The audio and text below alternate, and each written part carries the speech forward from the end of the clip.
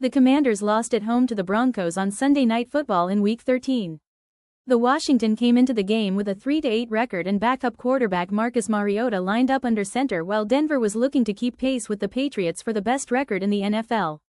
Needless to say, the Broncos probably didn't need help, but that's exactly what they got on multiple questionable calls in their fourth-quarter comeback.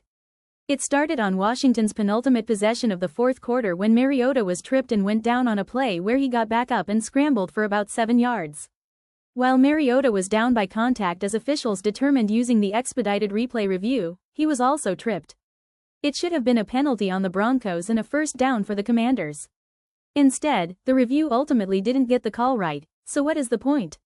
Washington punted the ball away 2 plays later, but got the ball back with 3 minutes remaining in the fourth quarter. Facing 2nd and 10 from their own 26, Mariota threw the ball to Terry McLaurin, who was interfered with by Patrick Surtain too. No flag was thrown and the replay showing the uncalled penalty didn't even merit a mention on the broadcast. NBC's Mike Tirico and Chris Collinsworth, along with rules analyst Terry McCauley, could not hold their tongues as 2 questionable calls then immediately went against the Commanders. First, McLaurin was called for a false start. Replay showed there was no false start. Then on the very next play Mariota was called for intentional grounding on a play that McCauley said was not actually intentional grounding. With these 2 calls, a 1st and 10 turned into a 2nd and 25 and there was a 10-second runoff.